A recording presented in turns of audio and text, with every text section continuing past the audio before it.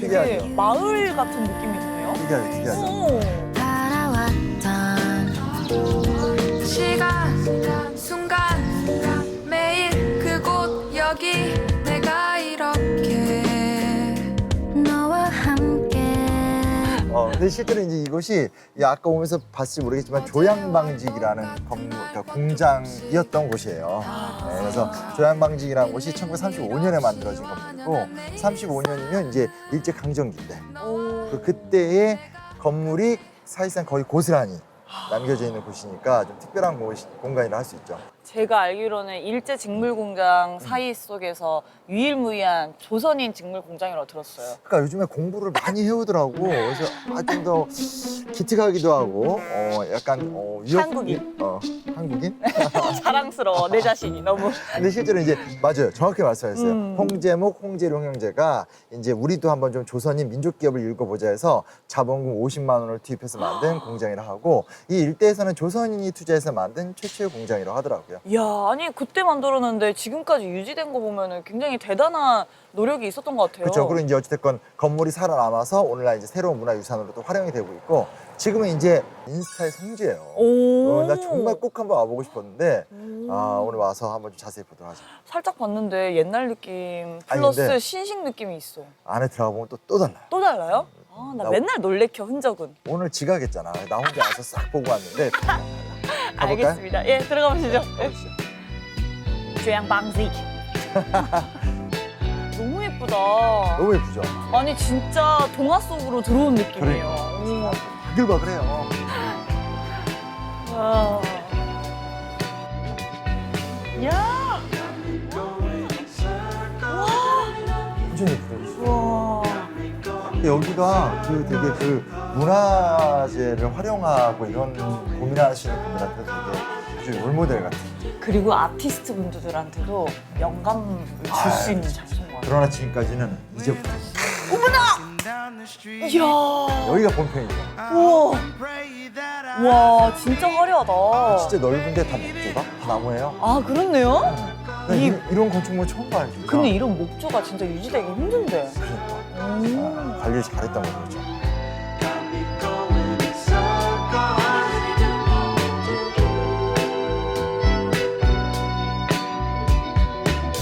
I can't deny how I feel inside at the mention of your name, baby.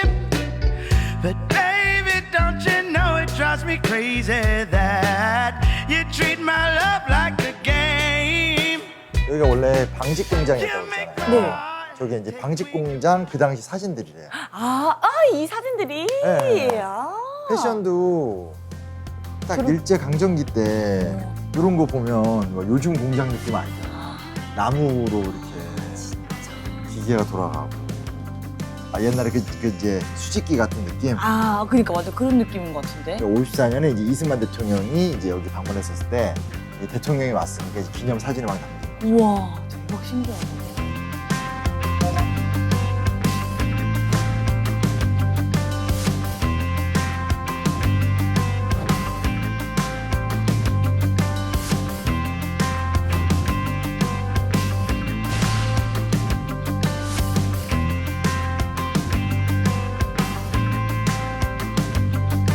혹시 강화도에서 짰던 인조 보신 적 있으세요? 다른 곳에서도 인조를 짰겠지만은 바로 요게 강화도 특산품이었던 인조견이라 그래요. 좁쌀 같은 문양이 있는 것은요, 강화도에서만 짰었다는 기록이 남아 있습니다. 그래서 강화도가 전반에는 이렇게 면직물을 많이 짰지만은 20년대 초중반부터는 이 비단을 많이 짜게 돼요. 특히 인조견이라는 이런 비단들을 많이 짜게 되는 거죠. 그래서 강화인견은 전국적뿐만이 아니라 해외에서까지도 유명을 하게 되고요. 70년대 초에는 미국의 유명한 넥타이를 만드는 제조회사가 있어요. 윈블리사라고 있는데 거기에서 전량 다 수입을 해갑니다. 그래서 그 회사에서 이 강화에서 짠 직물을 가지고 넥타이를 만들어서 전 세계에 판매를 하게 되고 국내에도 들어오게 됩니다.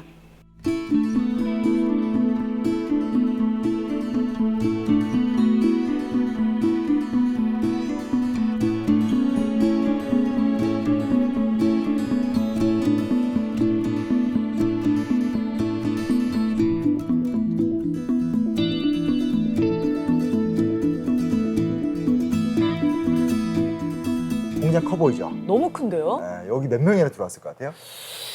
그래도 아무래도 뭐 기계도 들어오고 하니까 한 4, 50명 정도? 4, 50명? 밖에도 건물 여러 개 있던데? 아, 거기까지 하면 뭐 한 200명.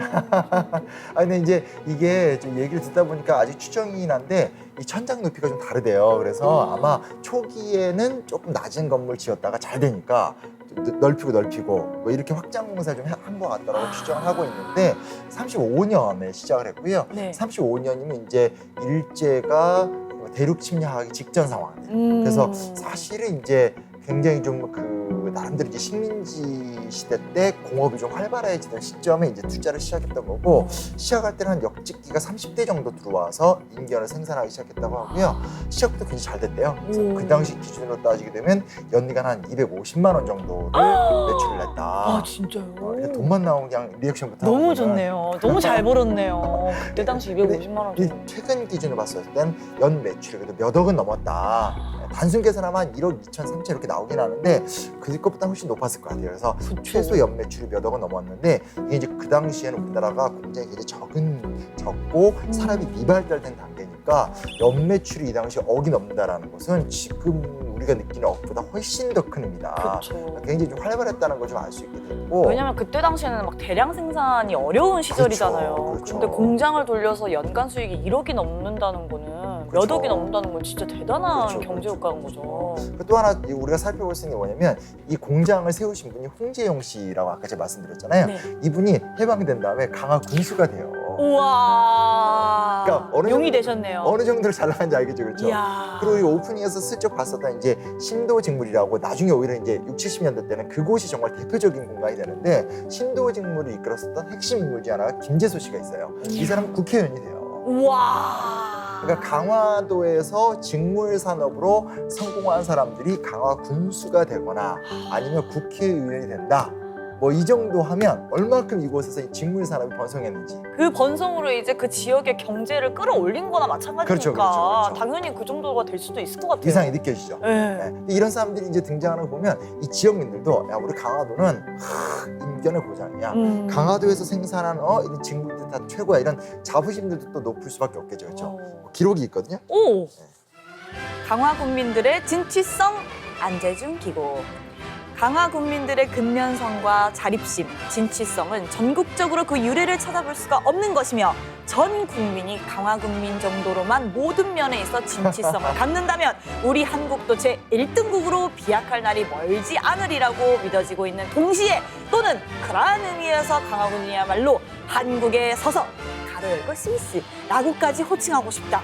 누구나 강화도에 발을 들여놓는다면 첫째로 거린 하나를 구경할 수 없는 것이고. 이야. 보통 아니죠. 자부심이 여기 막 나오잖아요. 그 강화 국민 정도로만 좀 해라. 이 강화도로 발을 들여놓는 순간 여기 거지가 없다. 오. 이런 말이 이제 우리한테 낯설긴 하지만 강화군이야말로 한국의 스위스다. 원래 또 스위스하면 언제나 또 이렇게 잘 살고 강인하고 이런 어떤 자부심을 가질 정도니까 당신은 보통 아니에요. 그러니까 전 국민의 어떤 본보기가 되는 곳이었네요, 강화도가. 그렇죠, 그렇죠. 근데 이게 되게 재밌는 일화가 또 하나 있어요. 뭐냐면 여기가 되게 잘 되잖아요. 그러면 사람들이 그런 거 있잖아요. 이렇게 멀리서 보면서 야 요즘 강화도 잘 나가네. 야 강화도에서 돈 버는 사람 누구야 하면서 언론이 꼭 거기다가 살짝 이렇게 네이밍을 해주잖아요. 그렇죠. 이렇게 뭐 붙여주면서 막. 타이틀 붙여주죠. 그렇죠. 실제로 이 당시 무슨 일이 있었냐면 조선의 심판 캐라방. 캐라방이요? 캐라방. 그래서 이게 저도 발음하기 너무 힘든데 오. 조선의 심판 캐라방이라고 이 소위 말하는 이제 강화 인조가 막 성행을 하면서 이런 사업을 하는 여성들을 보고 이런 말을 붙였대요. 오? 캐라방? 캐라방이 뭔 뜻일 것 같아요? 캐라방 요즘 그 제일 핫한 캠핑 때 보이는 카라반 말하는 거 아니에요? 오, 거기 나왔어요. 카라반이 쉽게 말하면 이제 옛날에 그 중앙아시아에서 네. 낙타를 딱 몰고 그 어떤 물자를 갖고 중국과 어떤 이슬람 세계를 왔다 갔다 하는 그런 상인들 들어본 적 있죠? 네. 뭐 소그드 상인이라든지 바로 그런 상인들을 카라반이라고 해요. 아, 그래요? 네, 그러니까 이게 이제- 이동하면서 그렇죠, 그렇죠. 강화도의 인견이 전국으로 뻗쳐나가니까 그 캐러방이 붙었구나. 이렇게 다 이제 그 얘기를 갖고 와서 캐러방이라고 하면서 이제 새로운 신조어들이 등장하게 된 거예요. 잘 붙였네요. 왜냐면 이제 실제로 강화도에서 생산되는 품목을 전국에 막 소개를 하고 영업을 하고 이제 이런 현상들이 발생되니까 야, 저 여성들 어디서 온 여성들이야? 얘네 대단하네 하면서 이제 이런 말들이 생기게 된 거죠. 우선 전쟁이 나면 누가 가장 먼저 전쟁터에 끌려가겠어요? 남성분들이에요. 그러면은 전쟁이 끝나서 돌아왔다고 쳐도 절반은 돌아오고 절반은 아마 못 돌아오고 그 절반에 돌아온 분들 중에도 부상자도 많았겠죠. 그러니까 여성들이 생활력이 강해질 수밖에 없었어요. 여성들이 그 당시만 해도 목화를 심고 그걸 실을 만들고 또 밤새워서 그 직물을 짜고 이렇게 해서 또 판매 행상까지 할 수밖에 없었던 것은 먹고 살아야 되고 자식들 교육을 가르쳐야 되고 그렇기 때문에 여성 보부상들이 나서게 되는 거죠. 바로 그때는 갑고지 나루터라고 그랬었어요. 거기에 그렇게 2,000명씩 모여서 건너가는 진 풍경을 60년대까지도 아마 그것이 아마 이루어지지 않았었겠나. 다리가 놓여지기 전까지는 아마 그런 풍경이었었던 것 같아요.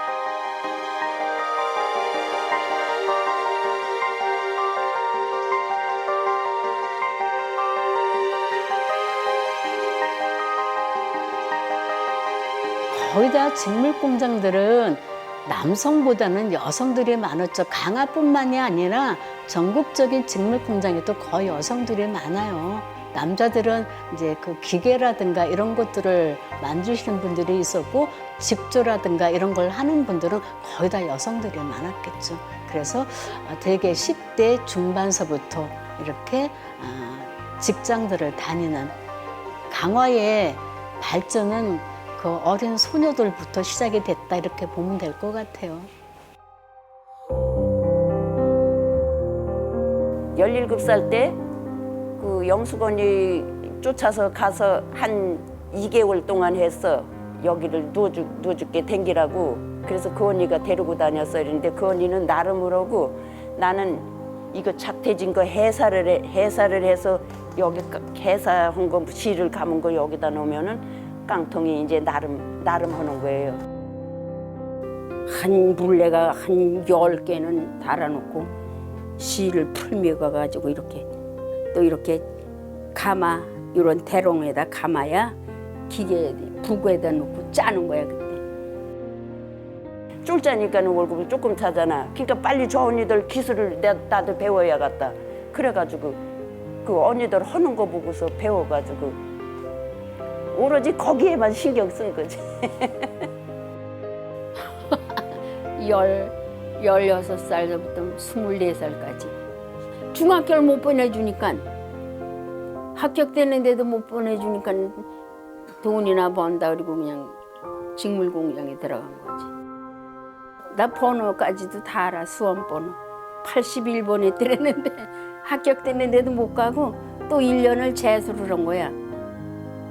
그리고 났는데도 못 갔어. 그리고 그때는 그냥 공장으로 들어가 버린 거지.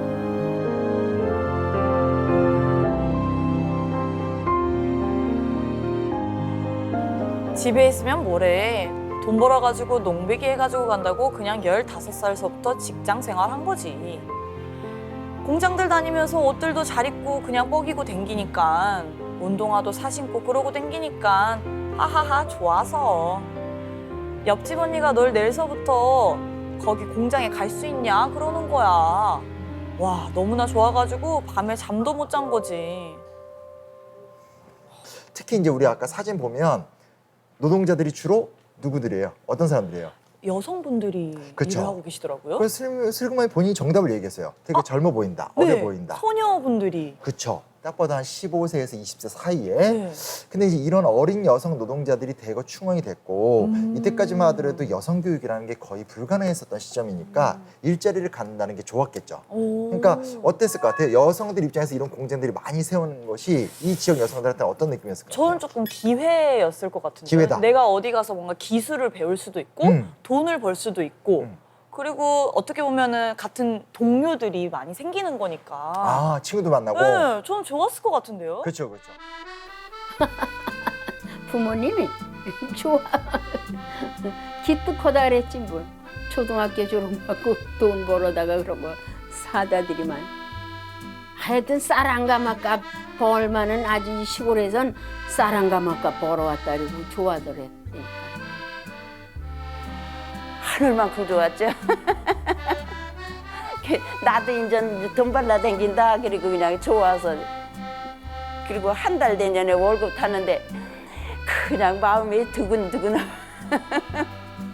근데 그때는 월급이 누런 봉투 거기에다가 담아서 이제 며칠 이런 거 얼마 내 이름 그렇게 써서 이제 준 거. 그거 받을 적에는 진짜 온 세상이 다 내 거 같았더니 너무 좋아가지고 여기 가까운데 먼데 애들이 이런 데 와서 방을 얻어가지고 다녔어요. 그냥 다니는데 얘네들이 방 얻어가지고 다니니까 극장 구경을 갔더랬나 봐. 근데 극장 구경 갔다가 그때 저기 뭐 가련다 떠나련다 그거 구경 저기 영화 봤다고 오고 나서 그거 주제가 노래를 저기 배워가지고 하는 거예요. 그래서 그거를 또 이거 각조가리에다 적어서 이러면서 그거 배우고 그냥 좋았어요 아주.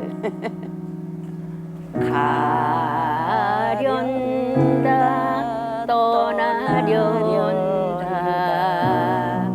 어린 아들 손을 잡고 신났어. 너무 좋아. 이 직장이 너무 좋았어. 예, 그때가 참 최고로 좋았어. 하나 우리가 좀 주목해서 볼 수 있는 건 이곳에서 여성 일자리가 창출되고 있다라는 거. 그걸 통해서 여성들이 나름대로 뭐 자아 실현도 하고 삶을 개척할 수 있다는 데 있어서는 굉장히 좀 좋은 일인 거죠. 오, 멋있다. 그렇죠. 근데 이제 문제는 뭐냐? 명이 있으면 암이 있는 법. 더군다나 지금은 이제 우리가 노동 문제에 대해서 뭐 노동조합도 있고 노동 3권을 헌법이 보장하기도 하고 하지만 이런 게 얼마 되지 않았다는 건 다 알고 있잖아요. 그렇죠? 그렇죠. 5, 60년대 같은 경우는 전혀 달랐을 거 아니에요. 문제들이 많았어요. 솔직히 말하면. 어떤 문제가 있었을 것 같아요?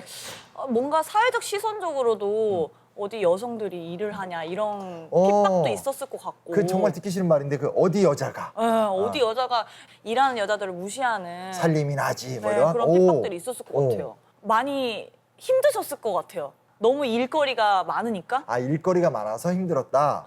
일자리를 얻었다는 측면에서 굉장히 좋은 측면인데 아직까지는 사회적으로 이 노동자들의 노동 문제에 대해서 어떻게 대처할 것인가에 대한 공감대가 전혀 없었어요. 그러다 보니까 가장 컸던 문제는 뭐냐면 노동 시간 문제예요. 지금 이제 우리 사회에서 기본적으로 하루 뭐 8시간 일하는데 이거 7시간을 줄이자. 주 5일인데 주 4일로 가자. 뭐 이런 이야기들이 있잖아요. 저 그렇죠? 나라에서 시간을 정해줬죠. 근데 1950, 60년대 때는 이 당시 몇 시간 일했을 것 같아요, 하루에? 시키는 만큼 일 시켰을 것 같아요. 하루에 12시간 2교대. 12시간이요? 되게 간단해요. 시간표가 아침 7시에 나와서 오후 7시까지. 이게 1조. 2조는 저녁 7시에 나와서 그 다음날 아침 7시까지. 오 마이 갓. 계속 돌아가는 거. 그러다가 아, 이런데 조금 물량이 많다. 그러면 너 좀 수당 좀 받지 않을래 하면서 꽃배기 노동이라고 그래서 그냥 아침 7시에 나와서 그 다음날 7시까지 일하는 거. 사실 이게 웃을 일이 아니죠. 당시에 이제 기록들 읽어보면 좀 놀라운 게 뭐냐면 이걸 당연하다고 생각했다는 거예요. 아, 그냥 뭐 의뢰 공장 가면 이렇게 일하는 거지. 너무 피곤하고 힘든 거죠. 저기 아침에 7시에 시작해가지고 저녁 때 6시나 그렇게 교대였지. 곱빼기는 일요일 날 낮에, 일요일 날 밤에 밤새는 거야. 그리고 그 이튿날 교대해주고 나오는 거지. 졸립지 밤이면. 이렇게 졸다 보면 사장이 한 번씩 와서 돌아보지. 그러면 그때들은 아주 안 좋은 거 뭐냐 하고 그냥 들여다보고 눈 말 이렇게 뜨고 열심히 하는 거지. 열심히 짜야 또 내 소득이 많으니까. 많이 짜면 많이 받고 그 고장나서 못 짜는 날이 있어요 또. 그러면 또 적게 그 달엔 또 적게 월급 타고. 아유 좋긴 뭐이 좋아. 이대매 결혼하면 저기 딸라만 공장에 보내지 않는다 그러고들 다닌 걸. 아유 옛날에 지나간 생각하면 이렇게 이제 일을 하다 보니까 굉장히 체력적으로 부담이 될 수밖에 없고, 그리고 이제 무엇보다 사실 이 당시에 모든 구슬 회고 같은 걸 읽어보면 가장 컸던 문제가 뭐냐면 먼지, 솜털. 폐에 안 쳤잖아요. 그렇죠. 이 기계가 돌아가면서 그 안에서 보이지 않는 그 이 모직물의 어떤 그런 것들이 확 들어가면서 폐가 안 좋아지는 현상들. 그리고 거기 그때 당시에는 공기청정 같은 것도 잘 안 될 거고. 전혀 뭐 그런 거 기대도 할 수 없죠. 마스크도 뭐 따로 안 썼을 거고. 그래서 기록들을 보면 아니 여공들이 점점점 살이 빠진다. 어떡해. 일하다 갑자기 쓰러진다. 이런 기록들이 많이 나오게 되는 거예요. 왜냐? 폐 질환이 누적되다가 이제 그곳에서 이제 분출이 되게 되는 거죠. 그래서 실제로 이제 열악한 노동 조건이 굉장히 심각했었고, 저는 구술 자료나 기록들을 읽다가 좀 충격받았던 게 공장에 있었던 여공들은 사무실에 가볼 엄두를 내지 못했다, 이런 기록이 나와요. 그게 무슨 말이야? 그게 무슨 얘기냐면 여기가 공장이잖아요. 그럼 네. 여기서 사장실이 있고 또 이 전체를 운영하는 어떤 대표들이 회의하는 공간이 따로 있을 거 아니에요. 네. 그거는 그들만의 공간인 거예요. 뭐야, 뭐 이렇게 급을 나눈 것도 아니고. 완전히 나누는 거죠. 사장님과 같이 이 전체를 운영하시는 분들은 주로 남성 감독관들인 거고, 그리고 우리는 그냥 그 밑에서 일을 하는 거죠. 그러니까 실제로 우리가 정말 고생들해서 일을 많이 하는데 남자들이 주요한 업무들을 지휘한다라든지, 그 속에서 한 번은 막 야 똑바로 안 해? 막 때린다라든지 이런 부분에 대해서는 완전히 이제 뭐 저항할 수 없는 구조로 노출이 되어 있었기 때문에 참 그런 부분이 좀 되게 속상하고 아팠던 기억들이었던 거예요. 아니 이렇게 근로자에 대한 배려가 아예 없었네요. 그렇죠. 그리고 사실은 의외로 나는 수빈 씨가 되게 중요한 얘기를 했다고 생각했던 게, 이런 어떤 객관적 조건도 문제지만 이때까지 하더라도 여성이란 무릇 때가 되면 결혼해서 뭐 지아버지를 모시며 살아야지, 이게 사회적 통념이 강한데 여공으로 일을 하니까 아유 저것들 날라리야. 아유 방정 맞지 못하고 굉장히 순결하지 못하고 좀 이렇게 그랬을까, 이런 어떤 사회적 시선이 굉장히 또 안 좋았던 것도 있다는 너무 것도 짜증난다 진짜. 되게 짜증나죠. 그렇죠. 네. 공장에 가면은 바람 난다고, 남자들한테 바람 나서 아무개네 딸은 바람 나서 저기 임신해가지고 이제 데려갔다리고, 그래가지고 바람 나면 네 어머니 아버지도 이 동네에서 창피해서 못 산다고, 그래가지고 못 댕기게 밥을 안 해줬어요. 지가 댕기다 싫으면 지치면은 안 다니겠지. 그리고 저기 밥을 안 해주시더라고요. 그러니까 내가 끝내 밥 해먹고, 그러면 월급 타는 날은 저기야 타다 드리면은 이 타기 전날하고 타다 드리는 거 한 이틀하고는 3일 동안은 마음이 편안해. 야단 안 맞을 거니까. 돈 벌어다 주고도 맨날 야단 맞았어요. 근데 거기 집부부에서 영경을 했던 언니야, 순이 언니가. 근데 그 언니는 새벽에 나는 밥 해먹고 도시락 가지고 가면은 그 언니는 아버지가 하루에다가 신발 이렇게 따뜻하게 해주고, 엄마는 이제 밥 그렇게 우애해주더라고. 거기는 엄마가 그냥 잘해다 주고, 아버지가 갈 때 발질할까 봐 하루에다가 신발 따뜻하게 해주고. 근데 나는 내가 밥 해먹고.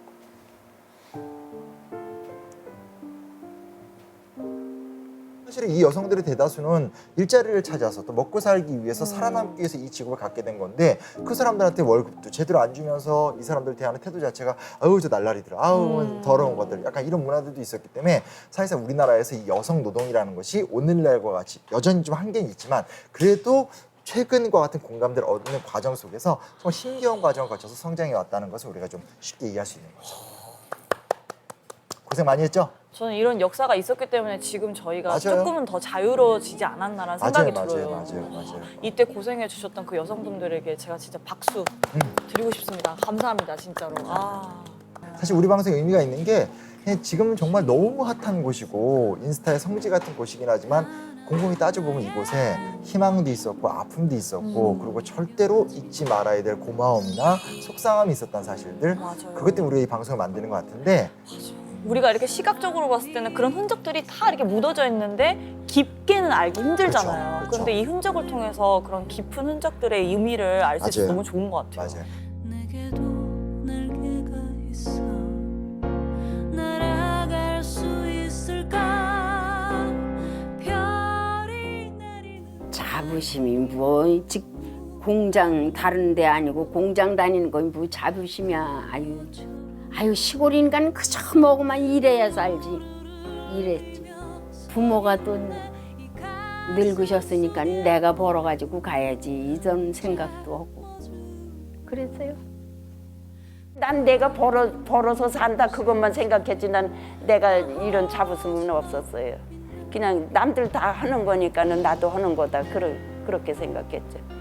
그렇게 살한 거지 뭐 그런 거 생각하고 살았나. 그러면 똑똑이게. 그 남들은 그 고생하는 데가 뭐 그렇게 좋냐 이러는데 나는 여기가 더 좋더라고. 여기 오면 칭찬받고 그냥 일해서 돈 받고 얼마나 좋아.